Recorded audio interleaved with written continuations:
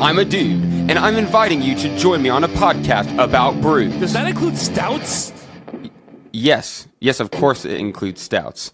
Like I was saying, join us every Saturday on the journey into... Wait a minute. Do you guys do anything about like IPAs? Yes, like that? yes, we do IPAs. Okay. Yes. Anyway, join us on the Journey into Comics Network for Brews with Dudes. Whoa, hey, have you guys ever... Do you care if I bring some Zima on? Yes, I care if you bring Zima. Zima doesn't count. Zima's... Dr. Dongo. Anyway, join us every Saturday for a podcast that delves into the craft brew world. The following is a journey into comics. Journey into comics. It's a journey into comics. Journey into comics. Journey into Comics Network. Production.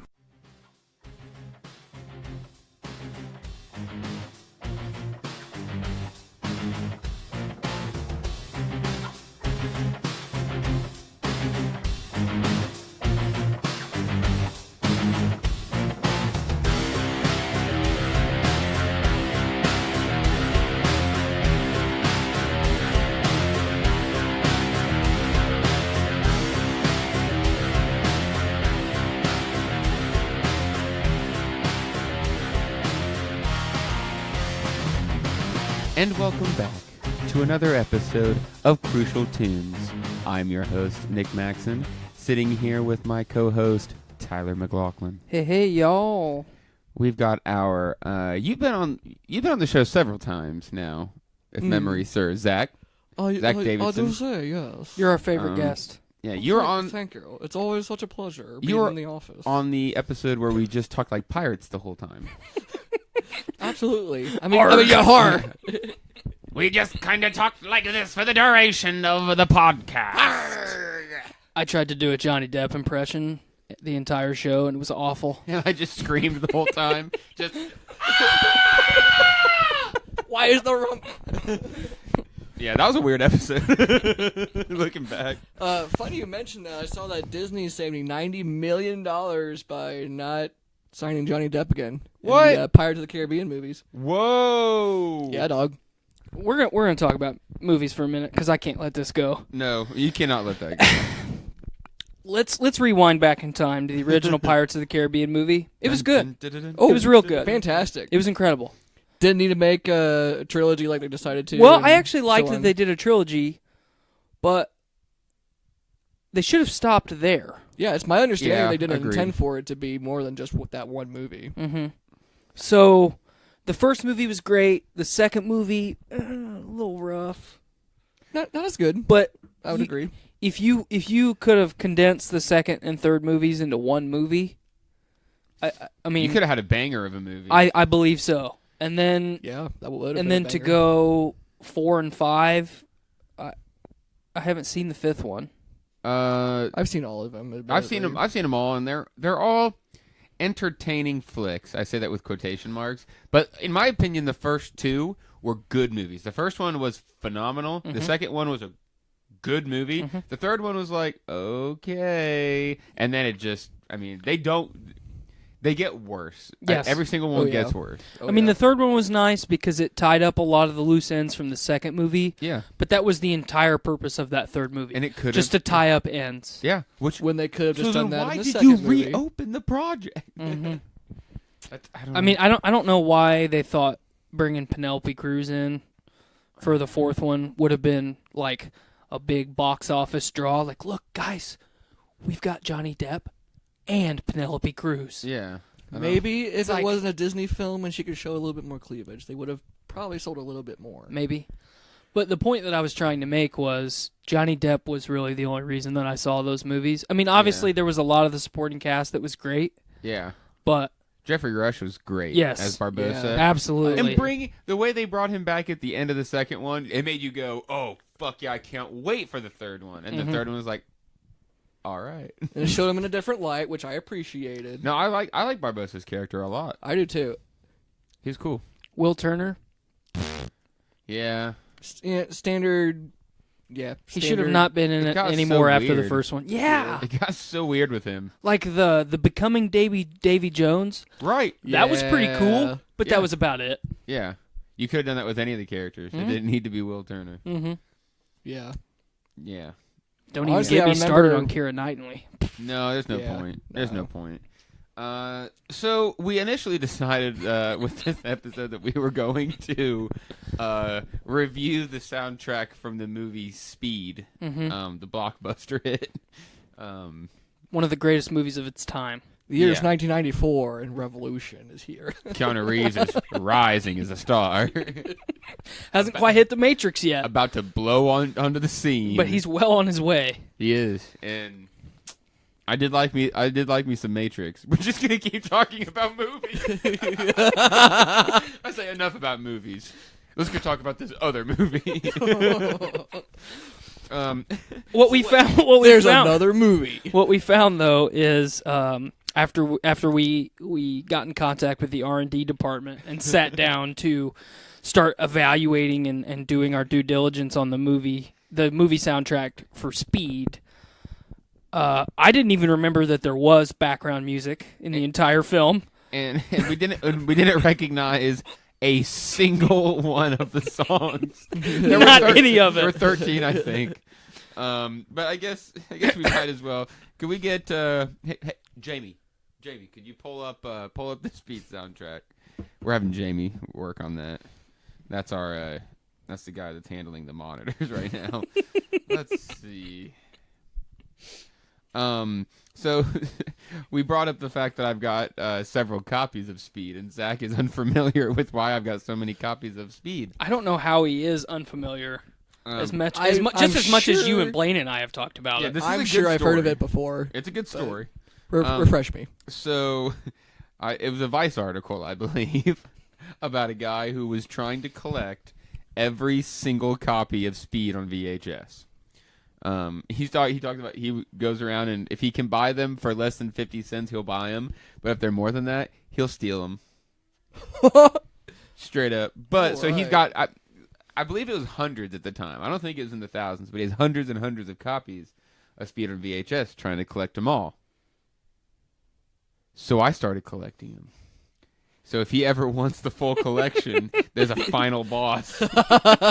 You got to come get the Speed VHSs from Nick fucking Maxon. You're gonna need a lot of zeros to get these copies of Speed. So start Enter writing, early and I'll tell you 90s when to thematic stop. music. So if you're out there, if you hear me, come find me, bro. But there's more to it. You've started collecting Speed on other media platforms. I want to have the biggest Speed collection that's ever been. If I remember right, you have a copy of Speed on Laserdisc. I do. It was gifted to me recently.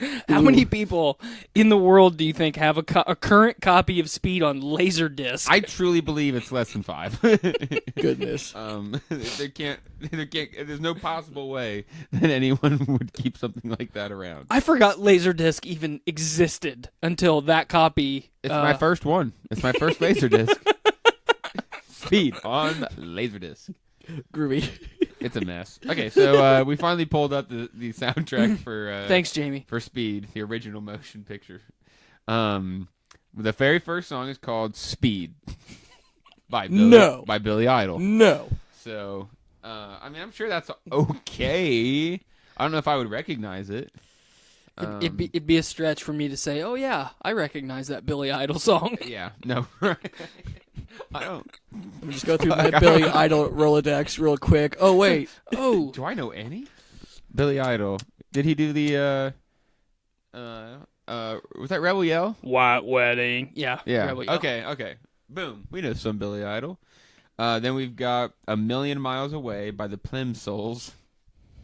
I don't know what that has to do with speed or buses or the Plimsouls. I'm glad I said that right. Imagine everyone the word Plimsoul. It looks weird, doesn't it? Those letters don't go together. It kind of hurts your brain a little bit. It does. Then we've got Soul Deep by the Gin Blossoms. Banger. No idea. Let's Go for a Ride by Cracker. Go Outside and Drive by Blues Traveler. So I mean, Blues Traveler's all right. So that's got to be okay. Maybe. I'm unfamiliar. I am too. Crash by Rick Ocasek. I thought you were gonna say Rick James, and then I was gonna get real confused. No.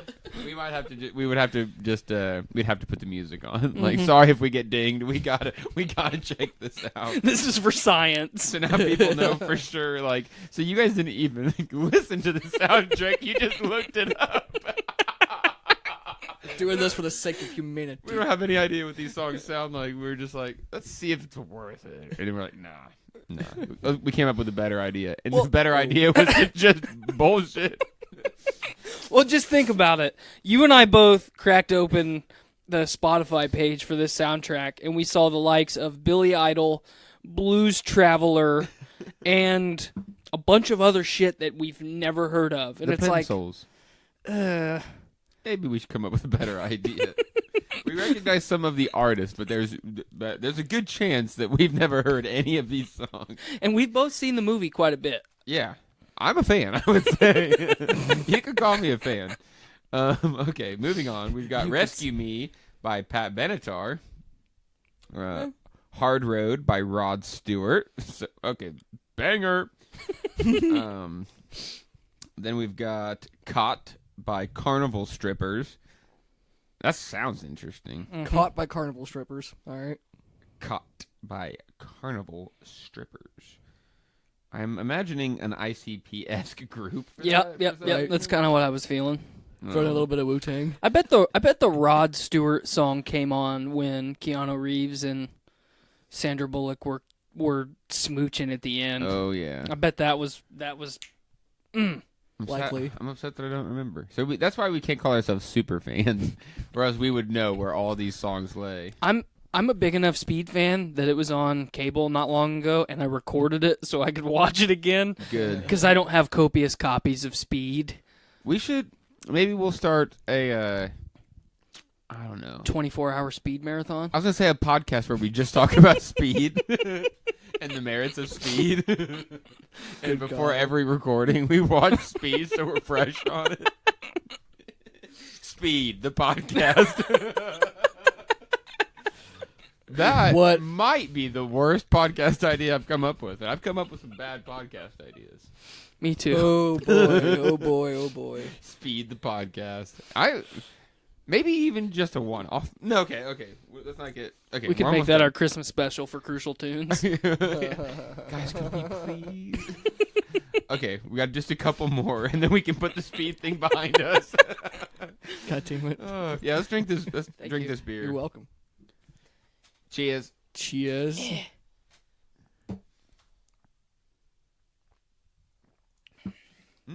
Ooh. That's pie. Liquefied pie. That is liquipie.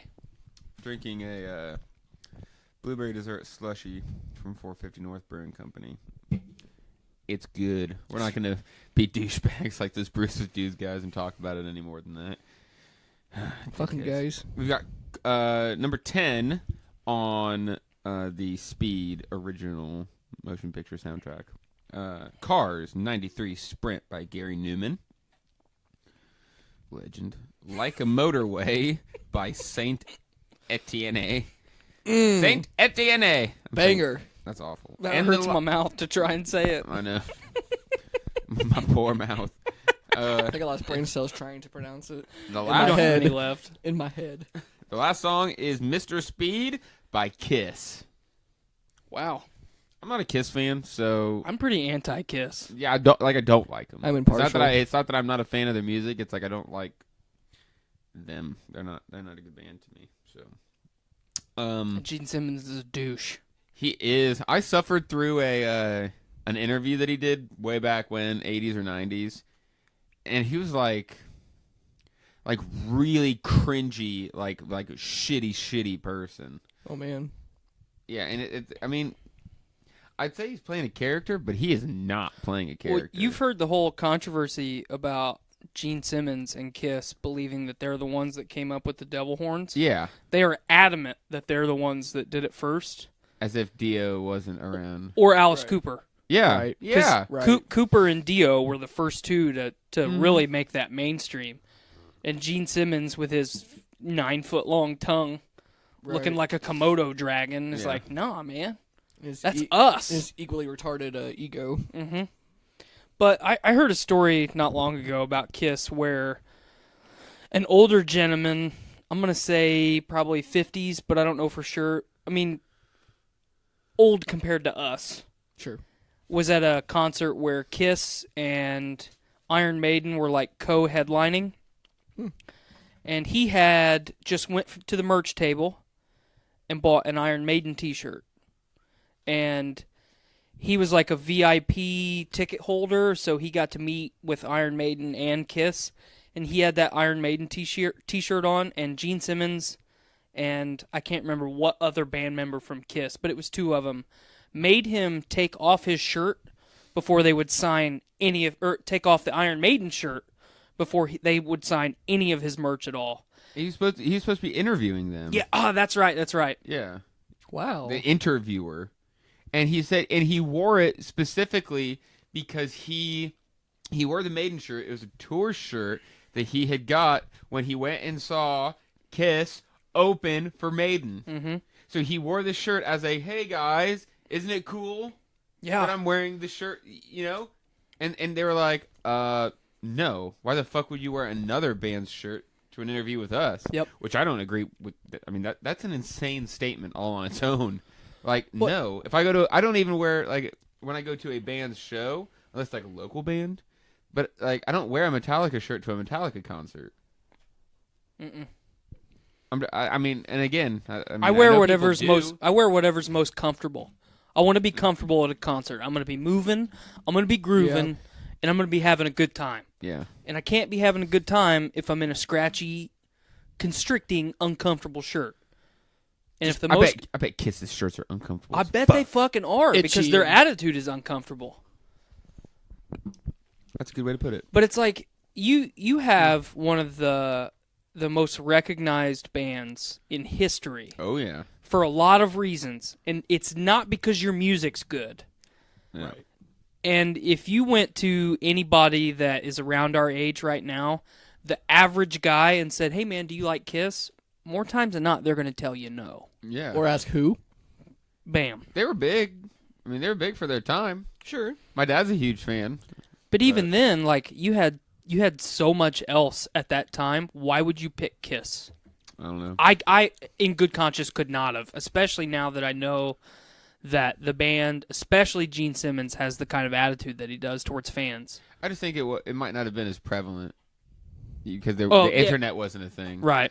So you would only, but again, like the interview that I told you that I saw that was awful was with I think it was like NPR. Oh, so it's like whenever they went out and talked, like it doesn't matter who they were talking to, still fucking dickheads, right? So I don't know. Some people are weird, man. Have you seen what a VIP ticket package cost for a Kiss show? Oh my god, I can only imagine. I saw one, and this was one of the lower ones that I've seen, but it was like 30 fucking grand. That's to meet. Wow. 30 grand to meet Kiss. Who do they think they are? Well, if you ask Gene Simmons, they're the greatest rock band of all time. I just don't agree with that. Because rock and roll wouldn't exist without them. I mean, that is just wrong. It is, in every sense of the word, wrong. It is. We would be better off. Well, now they showed the rock and the community and the generations what not to do. No, so I guess that's something. Maybe. Now, I don't want to give them any credit. I mean, the little bit of credit that I will give them with their whole, their shtick, as we talked about earlier, with the makeup and the costumes. Because it was a hell of a show. They did give a lot of inspiration for a lot of great bands that we have today and, prior generations. That's about it. Yeah. Oh, yeah. Fuck you. Kiss. Yeah, fuck Kiss. Let's move on to the next fucking subject. What was the next subject? I don't know. What do you got, Zach? I'm here. We're just here. Let's see. We were going to talk about some upcoming shows that we're going to. Yes. I luckily have a huge calendar right behind Tyler on the wall there, so I can just kind of peek. I guess the next big one that isn't a show that I book, although we do have a big show coming up, our Doom Room 6-year anniversary show. It's going to be a banger. That's going to be cool. I'm going to see Parkway Drive and Killswitch Engage. That concert's on a Monday, isn't it? Something weird. I'm not going to be able to attend that, which makes me really sad. Yeah, now that I got a big boy job, I might have to start rethinking going to weekday shows. It's a bummer. It is a bummer. Then shortly after that, I'm going to see Tool. Oh, that'd be nice. Are you going to see him in Chicago? Yes, Chicago Open Air. I haven't got tickets for that yet, but I'm going to try. Dude. Because every time... So Tool, my bucket list of shows that I want to see, anything Maynard related is towards the top.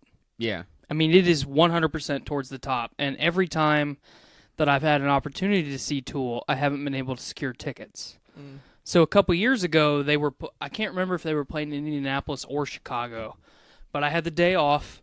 I was sitting at my computer with the ticket page pulled up, and I was refreshing it every couple of seconds as the countdown went.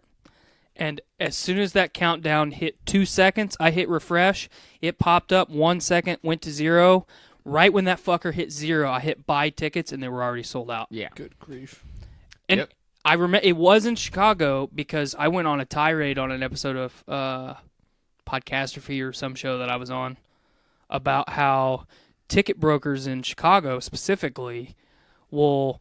So each ticket broker is limited to the amount that they can purchase, but I'll give you $3,000 to buy this many tickets. I'll give you $3,000 to buy this many tickets, and I'm going to buy $3,000 worth of tickets. So I just bought $9,000 worth of tickets, and now I'm going to triple the price on all the ones that you guys bought for me. And it's like, I mean, Pearl Jam boycotted Ticketmaster for shit like that in the 90s, you know, and it almost ruined their career. And I can't see one of my all-time favorite bands Because of scalpers. Yes, and it's ridiculous. It's a huge problem, and I don't know how to solve it. I really don't. I mean, really, the only way is don't buy the tickets from anyone other than The location. Right. Well, That I mean, makes it hard. either buying them at the box office or buying them from, like, if Metallica tickets went on sale today, buy them directly from Metallica's website. You know, that's really the only way to get around it. And even then, Metallica's not the one selling you the ticket. Ticketmaster is. Yeah. So, but I'm really gonna try to make it up to the open air concert. When I saw what the whole weekend cost, I got a little bit hurt. Yeah, I'm sure it's not cheap. They're selling $20 single day tickets. What? Apparently, they're not selling tickets. Because we bought a single day just for Sunday for $150 a piece, and they're down to $20. when I went when those cow. tickets first went on sale, each single day ticket was $250. It was $249 a day, and I was like, man, to get to see System of a Down and Tool, I will spend $500. Yeah. So if I can sling some $20 tickets for sure. Yeah. Oh, yeah. That is well worth the 2.5 hour drive. Yeah, we weren't going to go Saturday, but now that they're 20, we might buy tickets for Saturday, too, to get some System. That makes me feel good that they recognize that, man, we're not going to fucking fill this venue up. And they're going to lose because there are fucking contracts signed. Mm-hmm. And you got Tool and System of a Down. Yeah. You probably have a lot of money going into this. So Just Tool by itself. Oh, they have Either. to be. Maynard doesn't do anything for free. They have to. It has to be hundreds of $1,000s to book them. Easy. Has to be. I bet you it's close. I bet you that would be a fun thing to figure out. I bet you it's at least $500,000 at least For Maynard Combined? to show up somewhere? Yeah, Oh, I bet. Yeah. Easy. Oh, just for Tool? just for Tool to show up. I bet it's at Jeez. least $500,000 Christ. because someone like when I worked at summer camp, someone like Bass Nectar. You know, have you heard of Bass Nectar? Mhm. Right, we've heard of him. May not be the biggest fan. Like he is a $500,000-$600,000 artist for a Holy single cow. performance. Mhm. So if someone like Bass Nectar is doing that, I don't know about System. System. I mean, they're in that upper echelon now of legendary status. Like when they play, you better fucking go. Well, especially because all the shows that they've done the last 10 years have all been they've been exclusively on the West Coast. Yep. So I never realized that. Oh yeah. They've done a couple one-offs, but very few and far between. Very few. They've played less than, I'd say, less than 10 outings in the past decade. Probably closer to 5, honestly. When they first came back after their hiatus, it was in 2011, and they announced they were doing something in Germany. So I went and got my passport because I was going to go. I was like, they're broken up. I may never get to see them again. I'm going. Then they shortly thereafter announced West Coast dates. I'm like, okay, I'll save myself a couple grand. I'll go to the West Coast. And then they announced a Colorado date. I'm like, boom. So we drove out, saw them in Colorado in an open-air auditorium. Awesome. It was raining the entire time. I bet that show was killer, though. It was wild. It was totally worth it. And then it was 2015 or 16. They were doing something, and they were in Detroit. So I saw them again in Detroit. Oh, I bet that was cool. That was outdoor, too. So that was fucking awesome. But there's like, Pearl Jam was in my bucket list of shows. I drove to Cincinnati a couple years ago and saw them. Was it awesome? It was incredible. I love Pearl Jam. I was never the biggest Pearl Jam fan, I admit. Part of the reason I'm such a big Pearl Jam fan, can you top me off too, my man? Can. Part of the reason I'm such a big Pearl Jam fan is because I like Eddie Vedder so much. He's a great guy. Well, not only is he a great guy, but Pearl Jam and him specifically were so important to the grunge generation. Absolutely. And one of my favorite musical projects of all time is Temple of the Dog. You took 2 of my favorite frontmen in history and combined them with Chris Cornell and Eddie Vedder. And before Chris Cornell passed away, they announced it was like 5-show tour in California. Oh, man. For Temple of the Dog.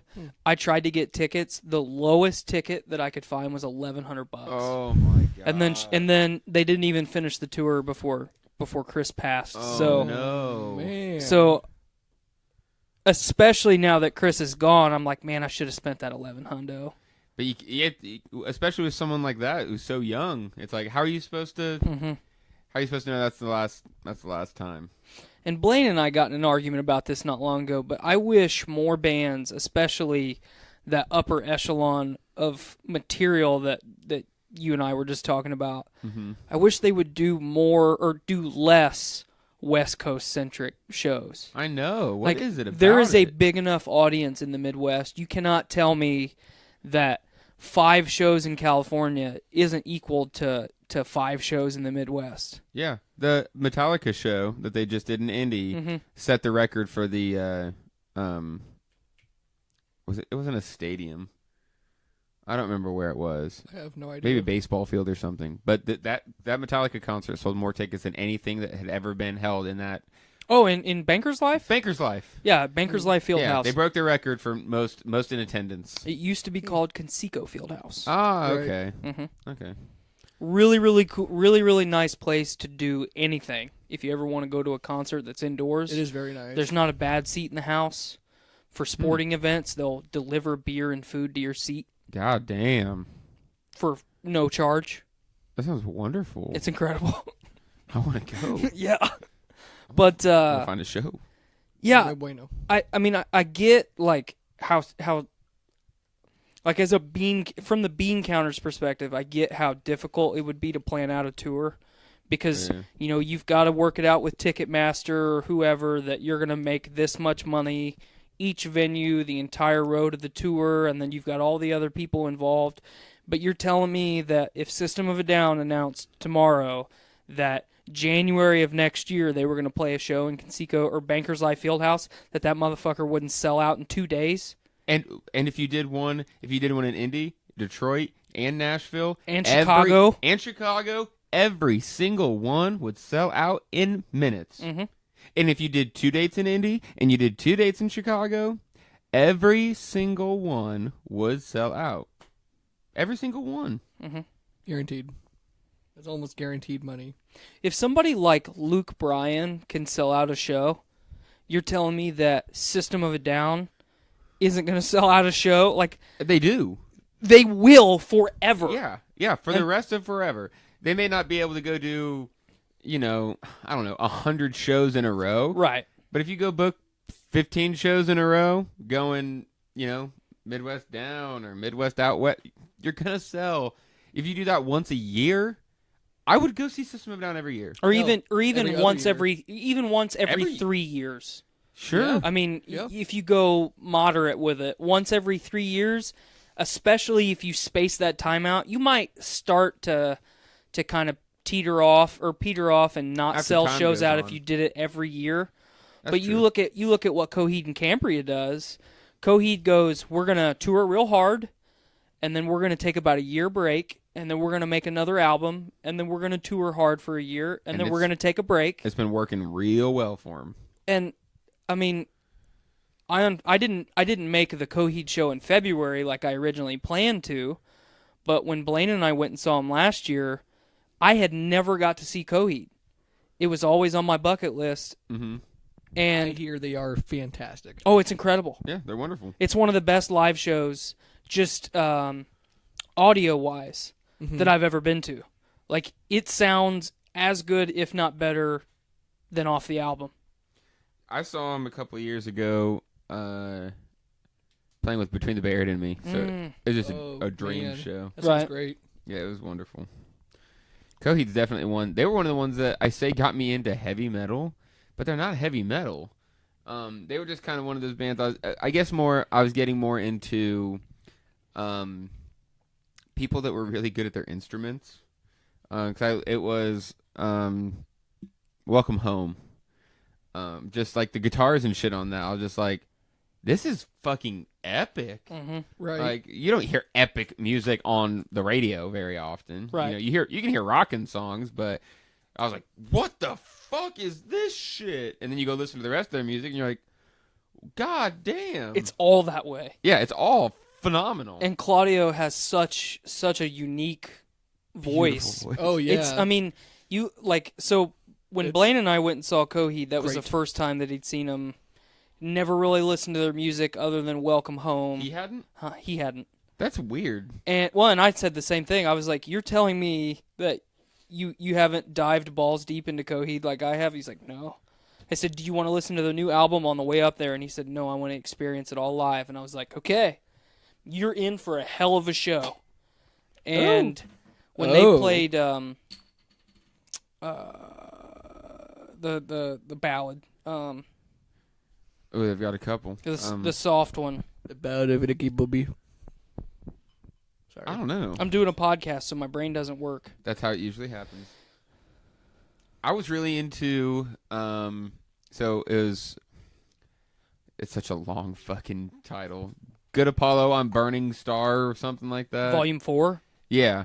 I really like that one, and No World for Tomorrow, and then the one before with Delirium Trigger. It has the fucking dragonfly or something. It's a green cover. Mm-hmm. And Secrets of Keeping Secrets of Silent Earth. Yeah. I've not listened to the past album or two, maybe. The new one. So the new one was originally supposed to be half of what it is right now. So it's the Dark Sentencer / I don't remember the other title, but they basically took 2 albums and combined them into one. Interesting. They released a couple. Thank you. They released a couple singles from the Dark Sentencer, and then they were received so well that they're like, you know what? We'll just do a little more. That's awesome. That's cool. Is it still I know that most of their albums all feed into one storyline. So- There's like at least one that's not. So the combined album is called The Unheavenly Creatures. Damn. So they took the last album before this one was totally separate from the story, and then when they did the Dark Sentencer / Unheavenly Creatures, they went back to that story. Cool. So they're still doing it. Interesting. Still incredible. Sounds Wake fabulous. Up was the song that I was trying to. Oh, yeah. You know, the soft. I mean, just. Oh yeah. The tearjerker. So as far as shows that I'm going to try and go see, I think I'm going to go to the 3 Days Grace show. Because That might be all right. Because a lawn ticket's like only $20. Who else is playing that? Is that the Breaking Benjamin one? Yes. Now see, I want to go see Breaking Benjamin again because they were my first. I think I would say they're my first favorite band, and I've seen probably a handful of times. They were my first concert. My first concert was Breaking Benjamin with Seether at a bar when I was like 13, but they let me in. They're like, okay, as long as you just behave yourself. I was like, great. There was a couple times in high school that you went and saw him, and every time I couldn't go, and I was like, I hate that fucker just because I can't go. But ultimately, the reason I'm going to that show is because when I saw Breaking Benjamin last summer, Benjamin Burnley's voice was struggling real hard, so it did not sound good at all. That sucks. But he's got his guitarist / backup vocalist sounds identical to him. Really? So Burnley would sing a little bit, and then he would just kind of jam, and then his guitarist would do everything else, and it sounds identical. Nice. So I was like, okay. That's cool. You know, it was still a good show, and I want to see him again. But I'm going to go to the, what is it, Slipknot, Volbeat. Gojira and Behemoth. Yes. I will definitely be there. That looks awesome. I know a We were lot looking of at that. I know a lot of people are really down on Volbeat, but They're all right. why are they bad? They're just all right, you know. Yeah. It's worth going. They're not bad. No. Are they a band that I listen to? No. But if it comes on the radio, I'm not going to turn it off No. just because it's I kind of like Volbeat. his voice. Mhm. His voice is different. I'm not gonna go out of my way to go to a Volbeat concert though. But I've been saying that I want to go see Slipknot. I'm not even the biggest Slipknot fan. I'm not either. I would But go see Slipknot they've again. got such a crazy show. I want to see it while I still can.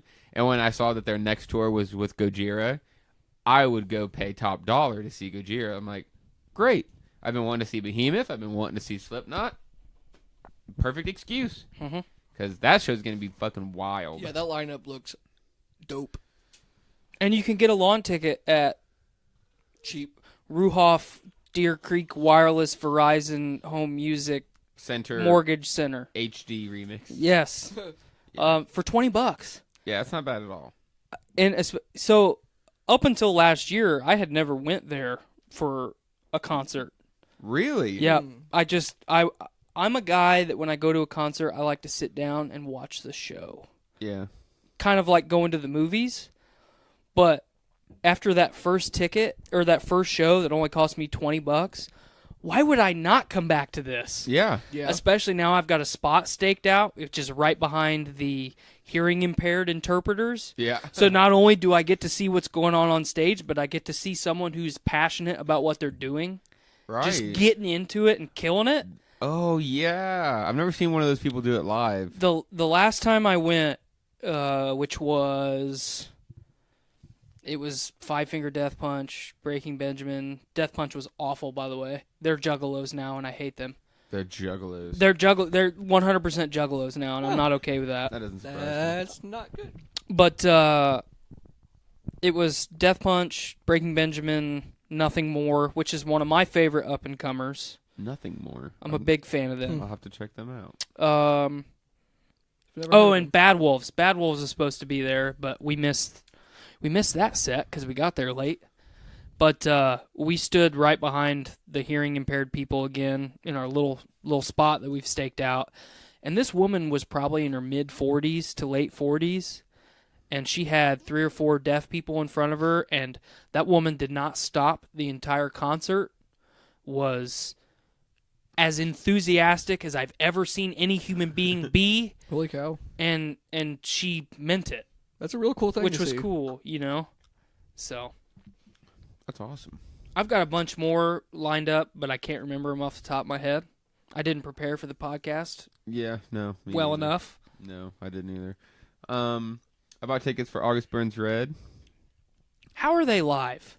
Amazing. Really? Amazing. They have never disappointed me. Their music does every album. It may not be better than the last, but it's as good. So in my opinion, they've never put out a bad album. I've seen them 4 times, I think. They're killer.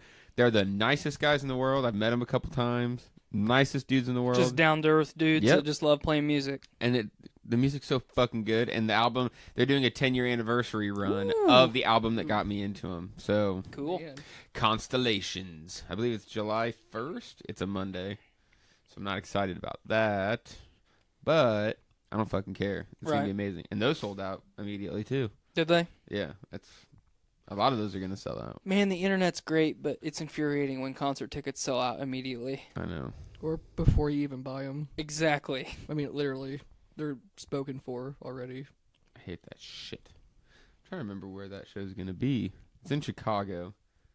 There's a lot of really cool venues in Chicago. My latest favorite is the Bottom Lounge. You walk in, and you go up some stairs, and it's a big open room. There's they've got like more than 20 taps, all really good craft beer. They've got 10 pinball machines, and then there's a wall and a door into the actual concert hall, and it can fit probably anywhere from 300 to 400 people in it. Wow, so it's a pretty big little place. And they got good food.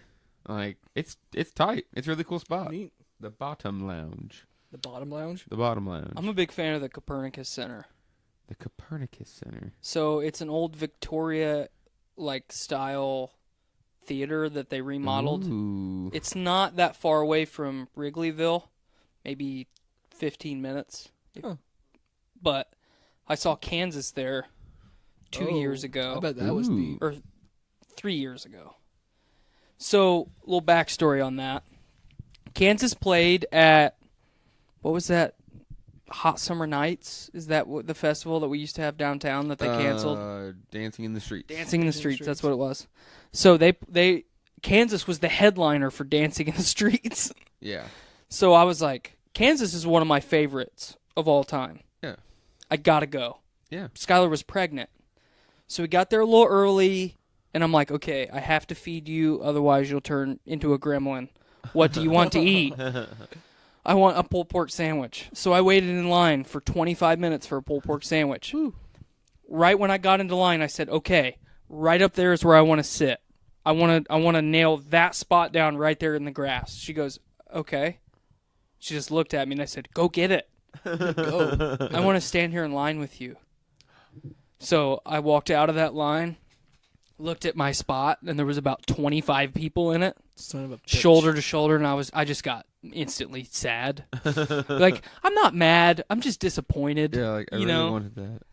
So we barrel our way into the crowd. She only ate 2 bites of that sandwich that I waited 25 minutes for. And they literally they played 2 songs. They finished Point of No Return, and she looked at me. She goes, I don't feel good. Oh no. And she had like a panic attack / like I'm really nauseous. All these people are getting to me. It's like 700 degrees because it's summertime and there's a lot of people. And it was crowded as fuck. Yeah. So we left. I'm mad. I'm as mad as I've ever been at that woman in my life. First I was sad. Then I was mad. We're walking down the street. My back is to the stage, and as I'm rounding the corner almost to our vehicle, they start playing Dust in the Wind. So I got even more mad. Drove home, got her inside. I said, are you going to survive? I think I'll live. And I left and went straight to the bar. I sit down, and I'm fucking pounding beers. Because I'm depressed. Just missed this fucking show. This couple walks in and sits down next to me, and they're raving about how awesome the Kansas concert was. Oh, God damn it. Which just spirals me that much more. They played Carry On My Wayward Son as the last song, and they played it twice. Yep. Oh, goodness. And I was just getting more and more mad, and I was getting ready to close my tab out and leave, and the lady goes, yeah, at the end of the show, they said that they're playing another show in Chicago in a couple months. And I was like, Really? And she said, the tickets are on sale right now. I got on my phone at that bar and bought tickets that moment. I fought the World Series parade in Chicago.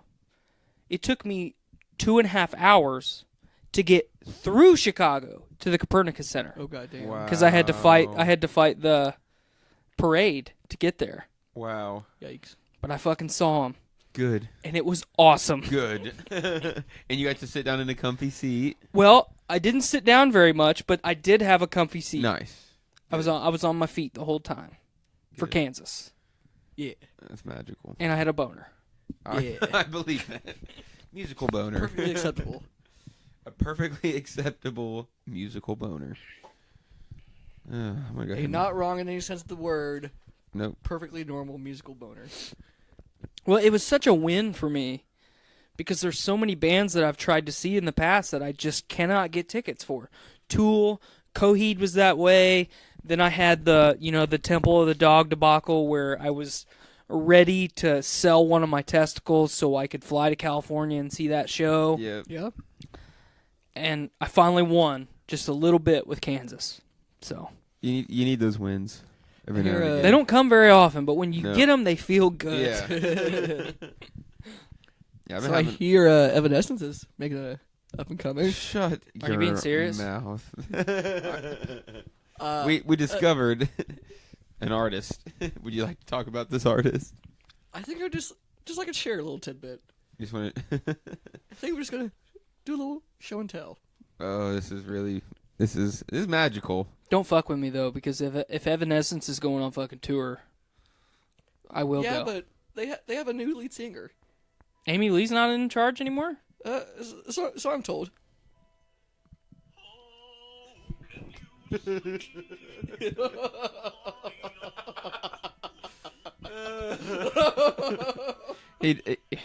Tyler.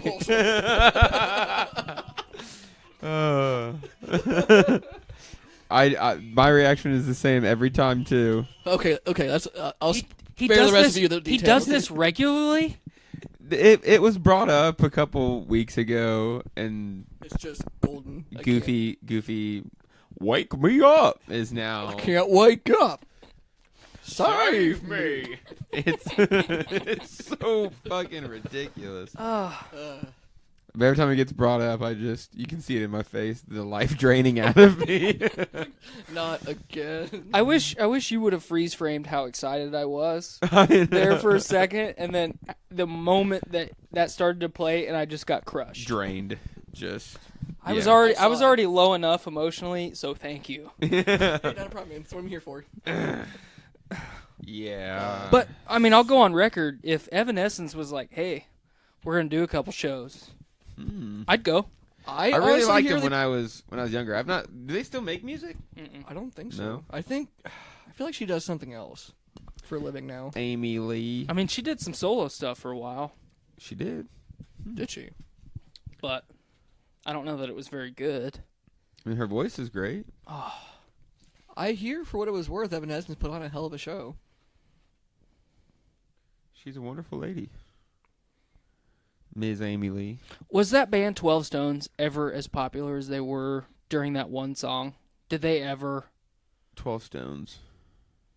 You know, Familiar? the male vocals from Wake Me Up. Oh, is that who that was? Yeah, it was Paul. It's either Paul or Ryan something from 12 Stones. I figured it was just one of the guitarists. And I don't know that band Yeah. was ever relevant again. Stand by. Jamie, look that up for me. Jamie. Got the R&D department going on it. Yep. What else do we got going on? I have a question. Yes. So a good friend of mine, Clint Chase, who we went to high school with, just texted me and said, "Anyone want to get down with the clown?" What? Oh no. And I don't know how. I don't. What do I do? Oh don't know. Oh no. You tell him that we're Do you ask him where we're on going our way chicken hunting? to his location to do the thing that needs to be done. Consider yourself juggled. Oof. 12 Stones. Okay. Checking it out. 12 Stones is an American Christian rock and post-grunge band that was formed in 2000 in Mandeville, Louisiana. No! No! The band currently consists Oh, no. of Paul McCoy, that's who it was, Weaver, Eric Weaver, and Sean Dunaway. Yeah. That doesn't sound good. So- Christian rock. So realistically, they were only relevant then. Yeah, for that one Wow. 15-second period.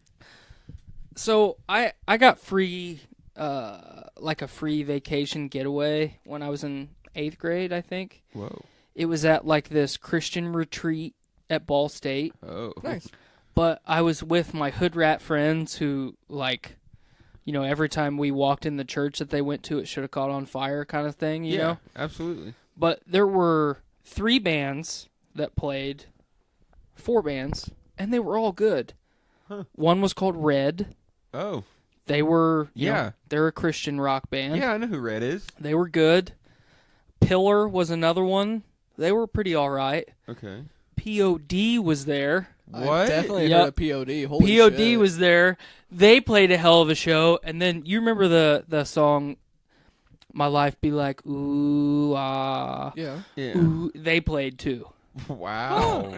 So it was a banger of a concert. No shit. But Wow. only Christian rock that I've ever been like, fuck yeah! Damn. I always thought POD was great. I'm not even gonna lie. I don't know if I know any of their songs. Well, I Yeah. mean, I know the few, but Yeah. Yeah. I never dove in. I don't really know that there was an opportunity to dive in. No, it was a... I mean, it was a fleeting moment. bands like POD and Saliva were like, here's where we're at, and now we're gone. Yep. I don't feel so good, Mr. Stark. And then they're just gone. Yeah. Yeah. Have you guys Thank got, you, Thanos. Hashtag thank you, Thanos. Have you guys got your Endgame tickets yet? No. No. I got mine today. You going to the I'm Lafayette on 7? No, I'm going to Eastside 10. That's what I meant. Yeah, with the reclining seats. Yes. When's it come out again? April 26th. 26. I will be on vacation, so I am definitely going. Did you have reserved seats? Yes. We'll have to collaborate after this and buy ours so we can... 4 fit p.m. near. was the only showtime that they still had available. Eee. On that Friday. Still available. Mhm. Wow. So many people bought tickets today, it crashed the internet. Wow. Makes I'm going to have to stay off the internet until I watch it because there's no way that spoilers won't be abound. Mm-hmm. Yes, I'm excited to nerd out very, very hard to that. My wife and I were both leaving work early that day, and I bought the tickets right before I came over here because I've been trying to get tickets all day. Yeah. And I asked her, I said, hey, could you take this day off? Because the only showtime that I could find that had tickets available was the 11 o'clock in the morning on that Friday. Mm-hmm. I said, you want to take the whole day off? And she goes, well, I don't know if I can. And I was like, I might have to go see it without you. I'm going to go. But I found that 4 o'clock, and I was like, would it be easier for you to leave work early?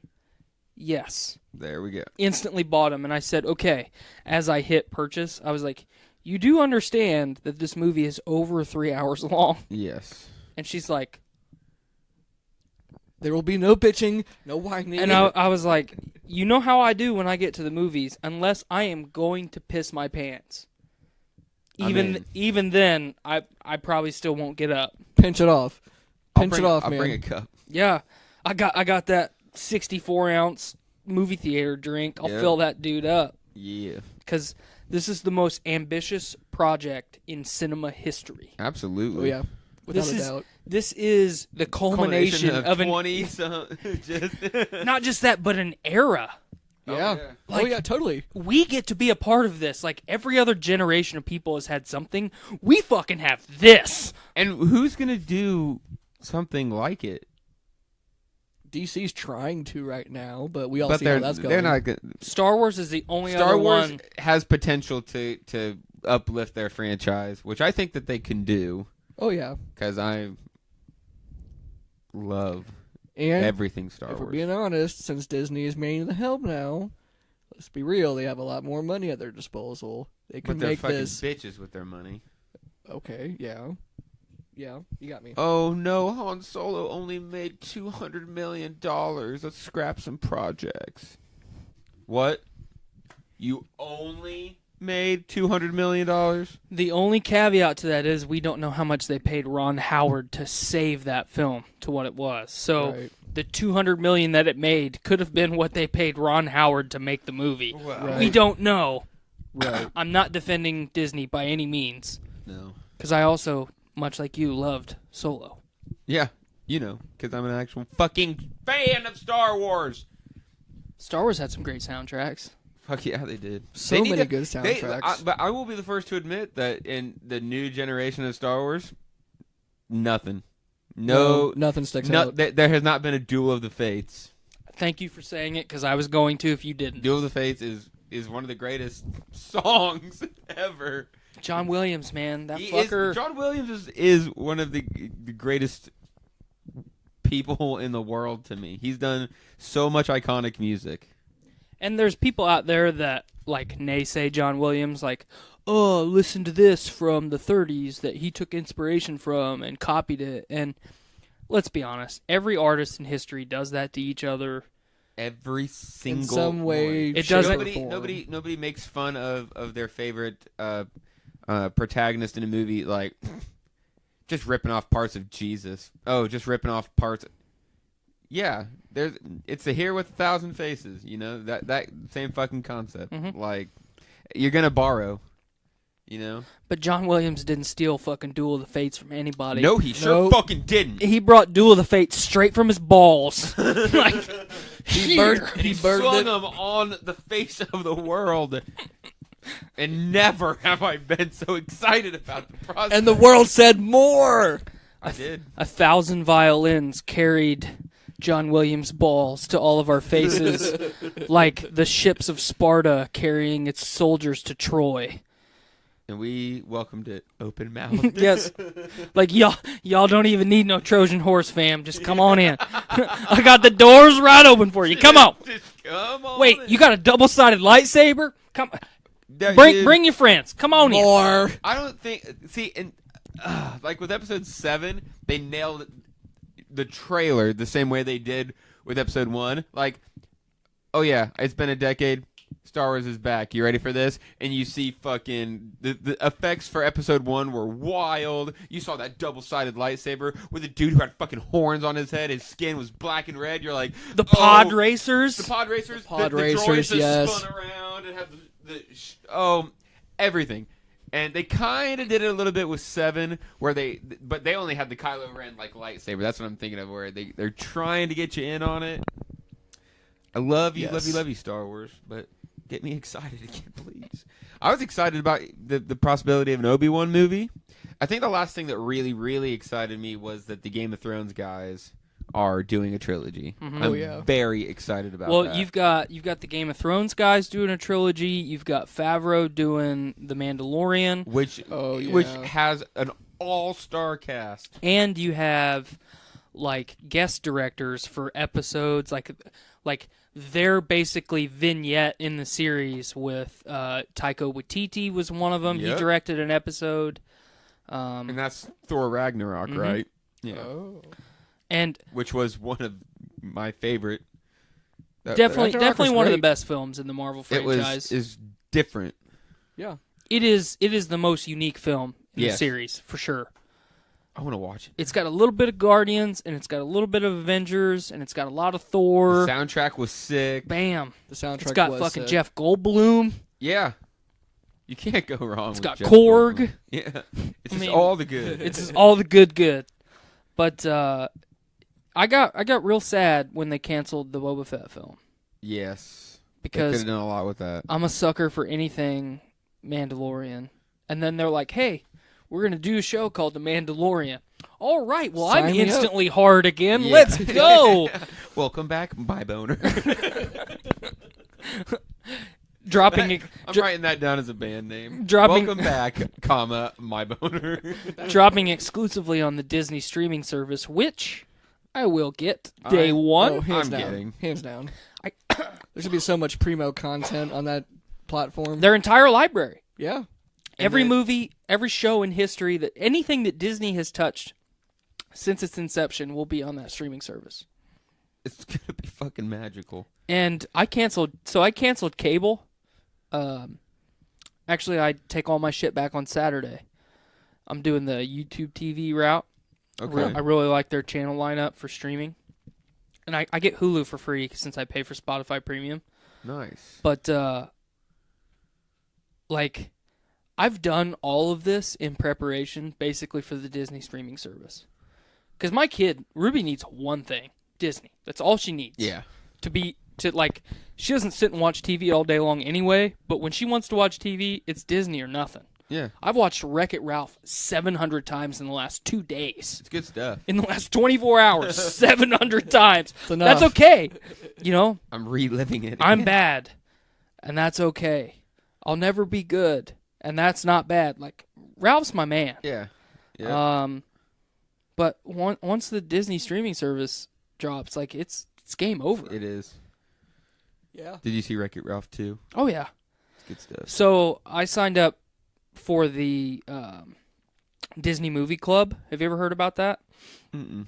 So it's a free like club, but basically it gives you access to everything that Disney has ever put on any form of view it at home, any form of media. So the only stipulation to maintain your membership is in your first 2 years of membership, you have to buy 4 movies. At minimum $19.95. Okay? That's not bad. So you figure you buy minimum of 1 movie a year anyway, so just buy another one and then you've got your thing. But Disney, the movie club, they pick a featured title every month. And you can either opt into it, opt out of it, or just do nothing, and then they'll mail it to you and charge you for it anyway. So the first month that I was a member was Ralph Breaks the Internet. Nice. So I got, and they discount all their stuff.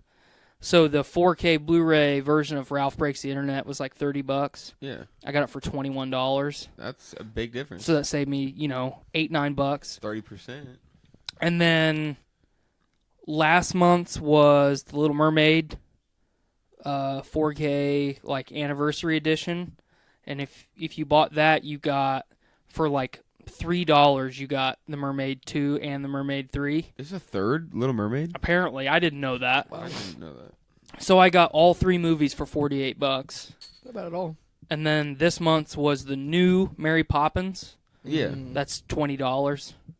Nice. So They're pushing it hard lately. They got a lot of stuff coming out. now I'll definitely cancel it once the Disney streaming service drops, because then I won't need to own them anymore. Yeah. Yeah. But if I wanted to collect them, I've got a line. So it's free, other than having to buy 4 movies total In 2 years. in 2 years. So definitely check it out. Just look up. Like you said, you're going to spend that money regardless. I'm going to buy 4 movies in 2 years anyway. And there's a good chance that there'll be a Disney movie. Mm-hmm. Especially, does Star Wars movies count? All the Star Wars is on there. All the Marvel Cinematic Universe is on there. Yeah. They've got like made-for-TV movies that came out in the 90s that you don't ever hear about anymore on there. They've got Disney Channel original movies? They've got the entire Disney vault on there. Dude. No. I bet you... Xenon is on there. I bet you there are 15 to 20 Disney Channel original movies that I don't think are in my brain, and I'll hear the title and go, oh my god! Motocross is on there. Motocross is a good one. Motocross is a Xenon. good one. Breakskate is on there. Xenon, the sequel. It's on there. Oh my goodness. I got down on some Disney Channel original movies back in the day. Oh, yeah. Get home from school. The good days. What am I going to watch today? Yeah. Xenon? No problem. Yep. Yeah, Disney She was just wonderful. Disney Channel just had that sauce with the movies back in the day. Man. Disney's always got the sauce. They do. I'm ready. We were born in a good era for TV, both Nickelodeon and Disney. Like I was an Even Stevens kid. I didn't really care for Even Stevens. I like how Shia LaBeouf grew up to be that character. 100%. He is his character in Even Stevens. It's so funny. Oh my goodness. But the reason this is all relevant is all that primo content that we got force-fed to us from Disney in the 90s all had bangers of soundtracks. They did. And that was the theme of this Preach. episode of Crucial Tunes, Soundtrack Edition. You didn't know it was Soundtrack Edition. We but took it a couple was. different paths, but we strayed back. We made it. We made it. I What think we're were you? there too. I think we made it. I was scared at the beginning. I was like, I hope that we can make our way through this. But we did. We did. We made it past the hour mark. Oh boy. Wow, proud of us. It feels like we've been sitting here for 15 minutes, Yeah, I know. just riffing, talking shit to each other. Yep. Yeah, Yep. Back. which is okay. So before we end it, I just want to get a show of hands. Who is ready for Disney to be our new world order? I'm in. All hands are I up. mean- The People's Republic of Disney. Yes, That meme is one of my favorite memes of all time. with the mouse standing up top. It breaks down how it's going to happen. Mm-hmm. Where Disney goes to war with it's great stuff. Maybe if we when this airs, we'll try to put the meme in the comments so everyone can join in on that. People's Republic of Disney. That's what it was. Sign That's me wholesome. up. Sign me up, man. It's good stuff. Yeah, I'm seriously ready for it. I want to feel like a little kid I every know. day. I know. I For the do. rest of my life. We're sitting in a room filled with games and all sorts of fun stuff. All about it. Collections of stuffs. Where Speaking, do you Stuffs. keep your speed collection? Is it in a vault somewhere? I'm actually not going to disclose it This is undisclosed because I don't location. want my nemesis You to don't find want, me. You don't want prying ears to get the secret. I will defeat you. I don't know who he is. I don't remember his name. But He's gonna show up on your door one day. You'll Give defend me the all those laziness. copies with his last breath. I challenge you to a duel. He's got one of those arm things, but it's just full of copies of Speed. he's driving the bus from Speed. And that's the bus that he Sandra takes Bullock's- everywhere to collect all of his. Sandra Bullock's tied up inside. Hey, man, you didn't have to kidnap Sandra Bullock. Well, I couldn't get Keanu Reeves, so I had to get her. Balderdash. He just jumps off the bus. And, like the bus is because it can't stop. It's going 55 miles an hour. Go 55. But it's gonna be Keanu Reeves as John Wick. Yeah, and they'll circle the block while we're in here fighting. God damn it! I'm really excited. For Let this. me stall him for a little bit when that happens, because I want a world star. Yeah. Oh, Introducing Speed 2. this would be Speed 3 or 4. Yeah, I was going to say, there is a Speed 2. Oh my Christ! It's No. awful. No. It's real bad. No. We'll call it Speeding for God. Oh. Episode 5. Oh. The new Speed. Once you collect them all, you become a demigod, like Thanos. That's what I think will happen. Then I can just snap that bastard out of existence. Snap all the copies of something that you hate out of existence. What would it be? Wham. It would be the Han Solo haters. Fuck you bastards. all gone. I would All of them. I would snap Wham and all of their fans out of existence. Ooh. I would probably snap the Jonas Brothers and all their fans out of existence. Yeah, but They're not the worst. I mean they're pretty bad. But one of them's engaged to Sophie Turner. So if you take that Jonas, Sophie Turner is engaged Really? to a Jonas brother. Mhm. Oh no. I have to take it back. Wow. I just can't. I mean I'm a big Macy fan. Me too. I'm not really a big Sophie fan, but No, but they're kind of a package deal. yeah. No, they're Starks. Yeah. Those are my people. I don't know why, but My peeps. I feel for the Starks. I'm an Ironborn kind of guy myself. Yeah, those guys are angry. They are angry All the time. at their lot in life. Does that not describe me? Come on. uh, Damn you, existence. Fuck. All right, we're gonna trail off into another thing that has nothing to do with tunes. So let's cut it. Let's squeeze the life out of this one, Like Disney squeezed the life out of Fox. bitches. Like the Han Solo fans squeezed the life out of the Star Wars universe. The alien queen's a Disney princess now, and you can't change my mind about that. Damn it. I just want to go on a Han Solo hater killing spree now. Maybe we should make an episode talking about how much you hate the Han Solo. Do it during haters. LaFiCon. I will. That would be perfect. We'll have a panel. Let's have a Star Wars panel. A Star Wars panel. I want to do The that. Han Solo movie was great. Changed my mind. All right. I'm going to write down that last idea in my notepad of ideas after I break my tooth, smashing the mic into my face. Oof. Oh, ouch. All right. Well, how should we wrap this up? Anyone have any ideas? Thanks for joining us, Zach. We always appreciate your companionship. Oh shucks. You are fun to talk to. And you look like Howard Moon from Old Greg. I do it for you. I'm glad you were able to bring that back into the fold. We did a whole lot of swinging back around. Like we made it back to speed. We made it back. We did a good job, guys. This was the Swingin' Dick Show. All right. Called We will see you on the next episode of Crucial Tunes, where I think we were going to dive into the upsides and downsides of Dolly Parton. I think that's what we decided. Excellent. And I wanted to go on a rant about how Duran Duran is a worthwhile musical group. And how I would still go see Phil Collins if he came around. So. Yes! We'll save it for next time on another episode of Crucial Tunes. Oh! Yee-hee!